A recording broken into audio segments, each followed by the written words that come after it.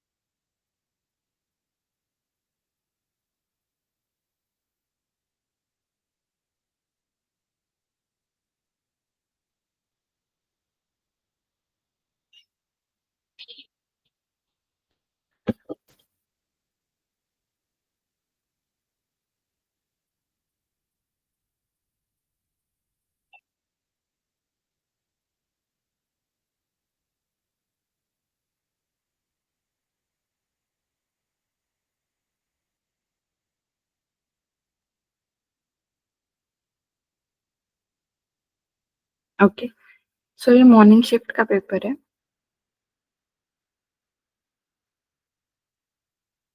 Twenty 23 का है।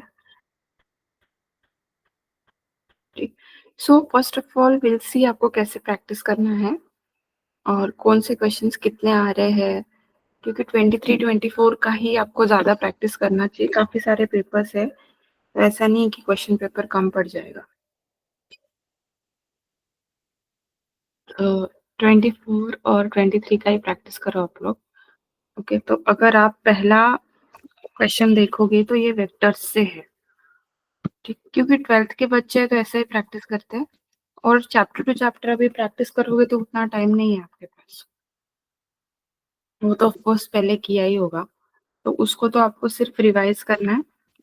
Okay, और पेपर्स को सॉल्व करना है। तो पहले एक बार हम ओवरऑल पेपर का स्ट्रक्चर कैसा है, कितना क्वेश्चंस है, मतलब कितना क्वेश्चन है, मतलब होंगे तो 25-30 क्वेश्चन ही, लेकिन 25 इस बार आएंगे। पहले 30 होते थे, क्योंकि जो इंटीजर वैल्यू के क्वेश्चंस होते थे, न्यूमेरिकल जिसको हम बोलते हैं, उसमें पहले 10 क्वेश्चन में से आपको आपको पता ही होगा ये चीज। 10 क्वेश्चन में से 5 क्वेश्चंस करने होते थे आपको। अभी आपको मतलब ऑप्शंस के जो 5 क्वेश्चन है वो नहीं रहेंगे, जो 5 क्वेश्चंस आएंगे उनको ही करना है। ठीक, अब ये देखो, पहला क्वेश्चन वेक्टर से है, अगर आप देख रहे हो ढंग से तो। ठीक, फिर सेकंड क्वेश्चन अगर आप देखोगे तो ये मैट्रिक्स से है। डिटर्मिनेंट मैट्रिक्स एक ही गिना जाएगा, तो डिटर्मिनेंट मैट्रिक्स है सेकंड। ठीक है, तीसरा जो क्वेश्चन दिख रहा है आपको, तीसरा क्वेश्चन आप बोल सकते हो कि कोऑर्डिनेट ज्योमेट्री से है, बेसिक कोऑर्डिनेट ज्योमेट्री से। ठीक, ऑर्थो सेंटर निकालना है ट्रायंगल का एंड ऑल। स्ट्रेट लाइंस का काफी ज्यादा यूज होगा उसमें।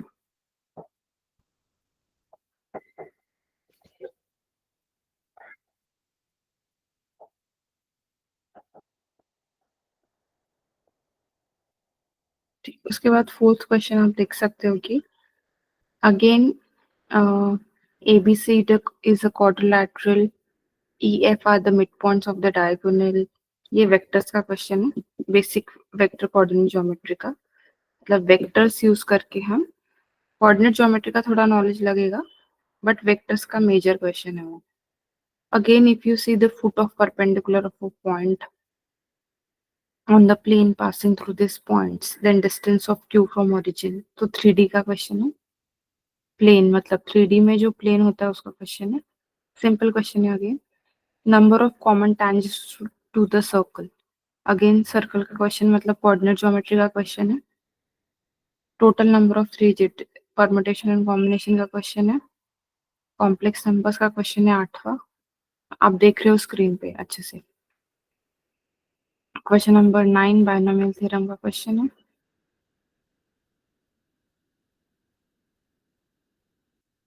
ठीक। फिर क्या है question number 10। Question number 10 is the question of, एक मिनट एक्सक्यूज मी, हाँ एक मिनट।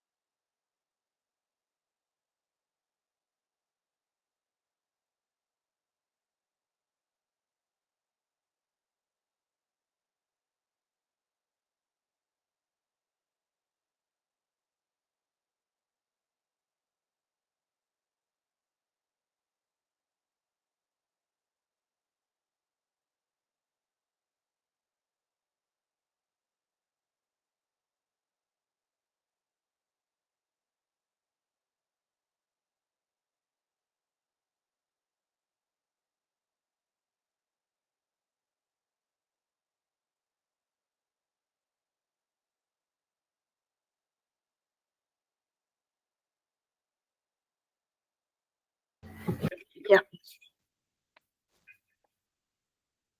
सो या तो हम क्या देख रहे थे कि जो 10th वाला क्वेश्चन है वो क्या है, बेसिक, बिल्कुल जो बेसिक ऑफ मैथमेटिक्स जिसमें हम मॉडुलस फंक्शन वगैरह पढ़ते हैं, तो वो वाले क्वेश्चन है, क्वेश्चन नंबर 10। तो अगेन काफी इजी सा क्वेश्चन है। मतलब ऐसे क्वेश्चन हम जब बेसिक कोऑर्डिनेट ज्योमेट्री करते हैं तो काफी करते ही है। ऐसा देखा दिखाया क्वेश्चन अगर दिख गया, मतलब ऐसे पैटर्न के क्वेश्चन हमने कर रखे हैं, उसको इजी बोला जाता है। ठीक। तो या that was question number 10। Then is question number 11 which is APGP question, sequence and series का क्वेश्चन है। ठीक। फिर the 12th question is, this is a the greatest integer x denotes maximum of 1 plus x plus f is not continuous, and तो continuity and differentiability का question है, question number 12। Question number 13 is a question of 3D again, again a very typical question, बहुत ही easy सा question है. Question number 14 is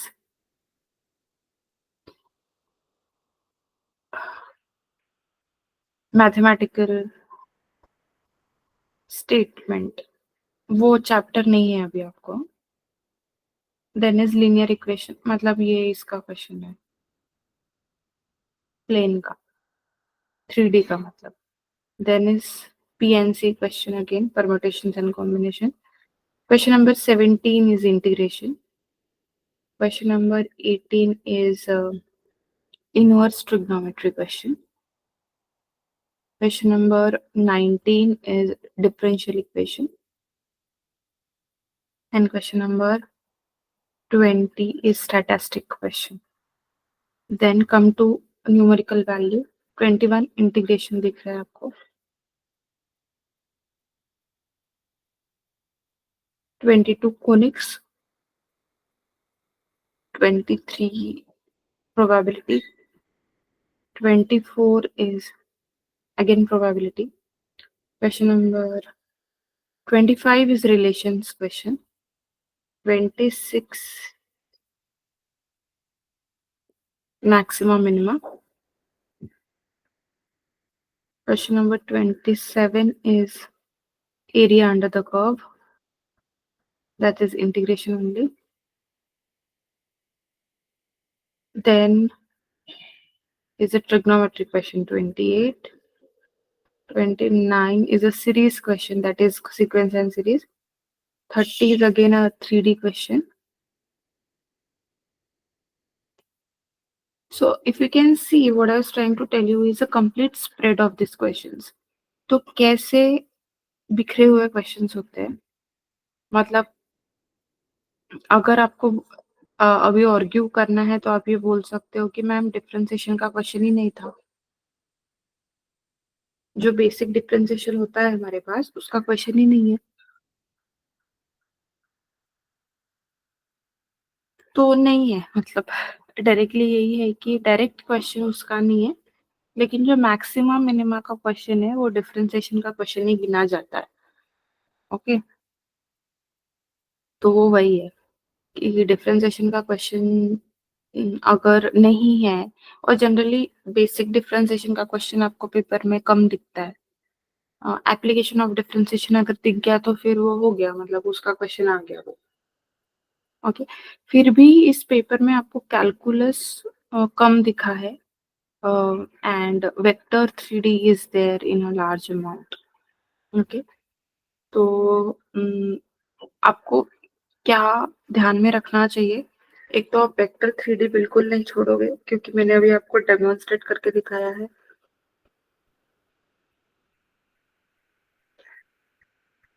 कि vector 3D से काफी 4 से 5 क्वेश्चन बन रहे हैं इधर उधर मिला के. तो वेक्टर 3D आपको नहीं छोड़ना है. फिर डिटर्मिनेंट मैट्रिसेस का जरूर क्वेश्चन आता है, क्योंकि उसको वो छोड़ ही नहीं सकते, 2 ही चैप्टर है वो, और इतने टफ है भी नहीं, तो उसको छोड़ नहीं सकते. तो उसका क्वेश्चन जरूर से आता है. फिर आपका सर्कल कोनिक्स से क्वेश्चन जरूर आता है, और बेसिक से क्वेश्चन है, मैं अभी करके दिखाऊंगी आपको. तो वो आता है, तो आपको बिल्कुल पागल जैसा कैलकुलस के पीछे, इंटीग्रेशन के पीछे दौड़ के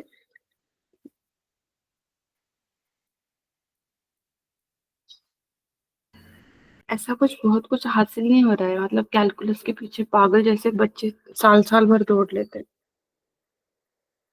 तो ऑफ कोर्स करना है, बट वेक्टर 3D उसके कारण हैम्पर नहीं होना चाहिए. 3D के क्वेश्चंस देख रहे हो, प्लेन के कितने सारे क्वेश्चंस हैं, वो इजी क्वेश्चंस रहते हैं वो, तो वो नहीं छोड़ना है हमको. अभी हम क्वेश्चन पर क्वेश्चन करेंगे.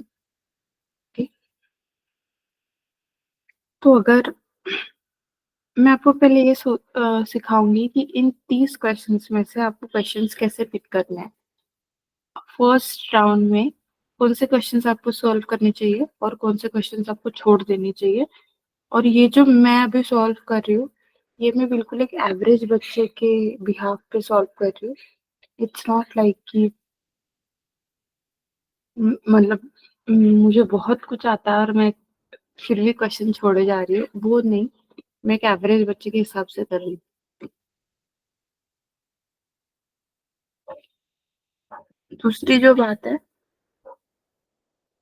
वो ये है कि मैं एकदम डल बच्चे के हिसाब से भी नहीं कर रही हूँ कि जिसने कुछ भी नहीं पढ़ के रखा है तो वो सोचेगा ये मैं कैसे करूंगा, तो वो भी नहीं। मैं वही बोल रही हूँ कि एक एवरेज बच्चे को कैसे अटेम्प्ट करना चाहिए और अटेम्प्ट करने के कोर्स में वो कैसे अच्छे से मार्क्स स्कोर कर सकता है, ये मैं अभी आपको पढ़ा रही हूँ। ओके, तो कंसिडरिंग कि आपको फॉर्मूला आता है, आपने एक अच्छे लेवल का प्रैक्टिस करके रखा है, उस हिसाब से अभी इस क्वेश्चन पेपर को हम अप्रोच करेंगे। तो अगर आप पहला क्वेश्चन देखो तो मैं पहले पढ़ते हैं इसको, ठीक है। As with set of all lambda view, मतलब कोई तो पॉइंट्स है, for which the vectors this are coplanar,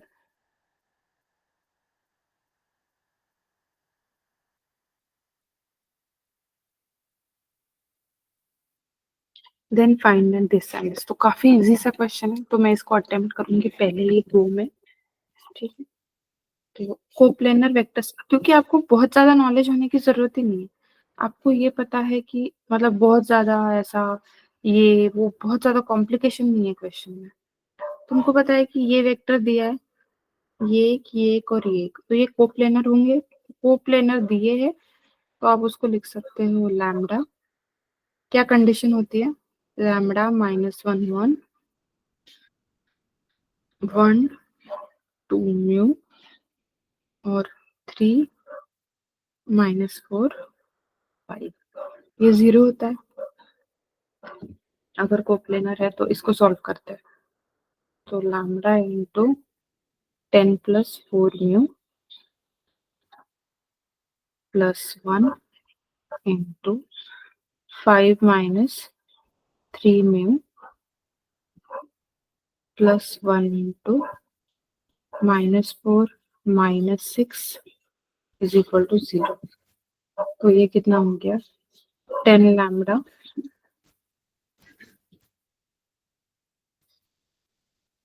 +4 mu lambda +5 - 3 mu -10 equal to 0।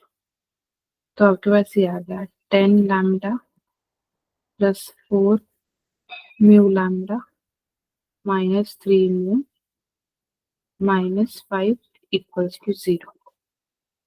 Lambda minus mu equals to 5 दिया है, देखो यहाँ पे दिया है, तो मैं लैम्डा को यहाँ से क्या पुट कर सकती हूँ? Lambda can be written as 5 + तो यहाँ पे डाल देते हैं वो चीज। सो 10 इंटू लैम्डा को क्या डालेंगे? 5 + +4 इंटू म्यू लैम्डा को क्या डालेंगे? 5 + -3 म्यू -5 इक्वल्स टू 0। ठीक, अब आगे करते हैं। तो ये होगा 50 + 10 +5 was at 20 mu +4 mu square -3 mu -5 equals to 0। ये क्वाड्रेटिक बन गया 4 म्यू स्क्वायर +30 -3, सो 27 म्यू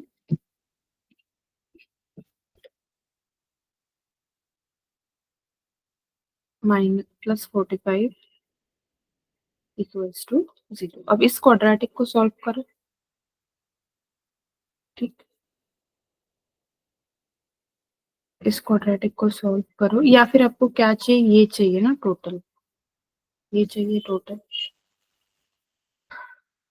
तो मतलब आपको चाहिए सिग्मा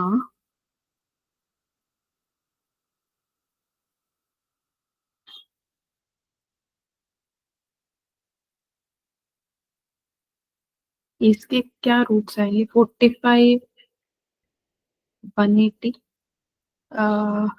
180 के कैसे दो फैक्टर्स?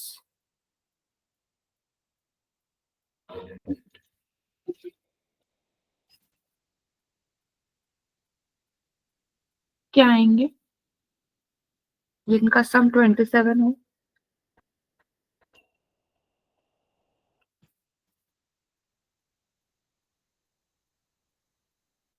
3 इंटू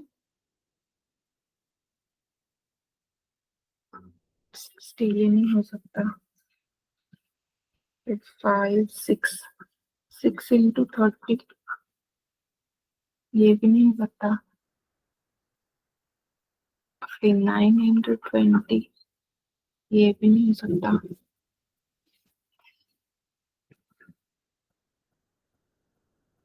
फिर 10 इंटू 18 ये भी नहीं हो सकता।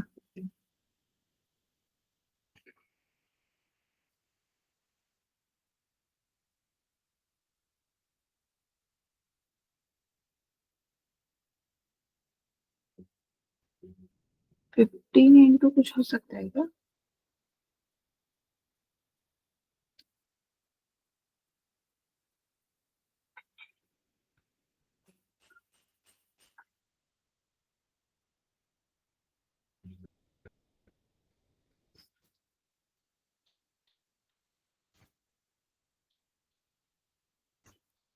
वन एटी डिवाइडेड बाई 15 5 3 जा 5 5 3 जा 15 6 जा 12 15 इंटू 12 ये दो फैक्टर्स। तो हम क्या लिखेंगे 4 mu square plus 15 mu plus 12 mu plus 45 equals to 0। इसमें से मैंने कुछ कॉमन नहीं लिया, म्यू कॉमन लिया से, तो ये बच्चा 4 म्यू प्लस 15 प्लस यहाँ से हम क्या कॉमन ले सकते हैं, 3 कॉमन ले सकते हैं। ये बच्चा 4 म्यू प्लस 15 इक्वल्स टू 0। तो ये हुआ 4 mu plus 15 into mu plus 3 equals to 0। तो म्यू कितना आ गया -3 और म्यू कितना आ गया -15/4।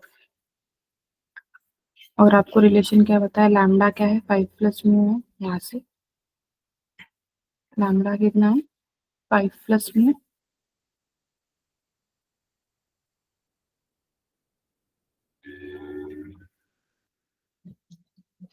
तो वो ये कितना आ जाएगा, लैम्डा इज 5 प्लस, तो लैम्डा यहाँ से कितना आ जाएगा 2। तो एक लैम्डा और म्यू की वैल्यू बनी, लैम्डा इज 2 म्यू इज -3। और यहाँ पे लैम्डा क्या आ जाएगा 5 -15/4, सो 5 4 जा 20, 20 - 15 इज 5/4। तो ये क्या आ गई वैल्यू 5/4 -15/4। तो आपको क्या चाहिए, फाइनल आंसर चाहिए 80 into lambda square plus mu square plus, क्योंकि अलजेब्रिक सम है, 25/16 plus 225/16। So this is 80 into 13 plus 250/16.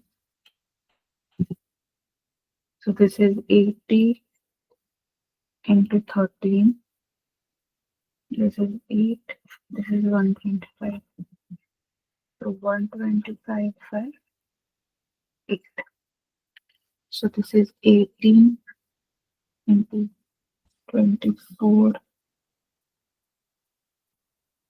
104 plus 125/8.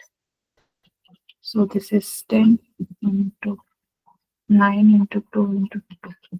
तो ये कितना आएगा 2290। ऐसा ऑप्शन है क्या देखो,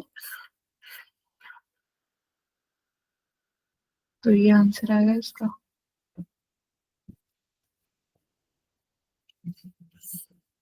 लिख लो ये, आप लोग ये सॉल्यूशन लिख लो, आप अपने हाथ से लिखोगे तो ज्यादा प्रैक्टिस होगा। देखो इसको,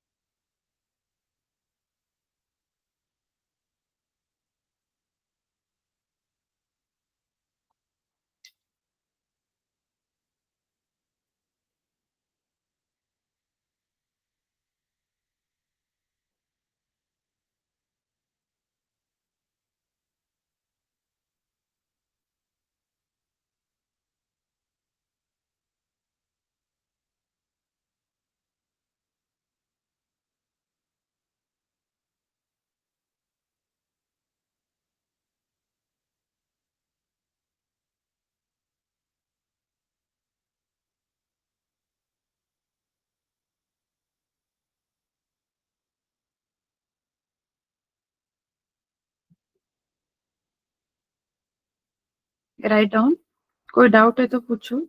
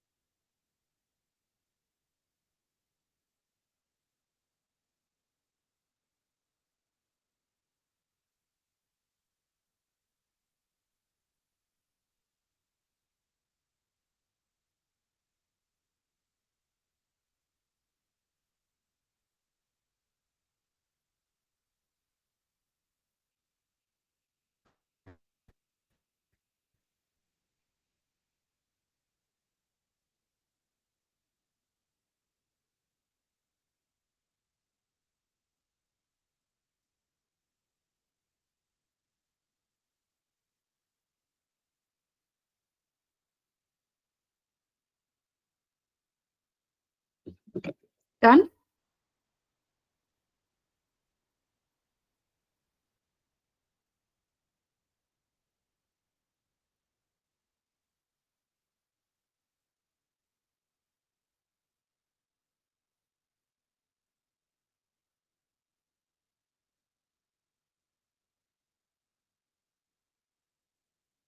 ओके, तो अभी आपका दूसरा फिजिक्स का क्लास है, वो ज्वाइन करो, मेरा भी क्लास है।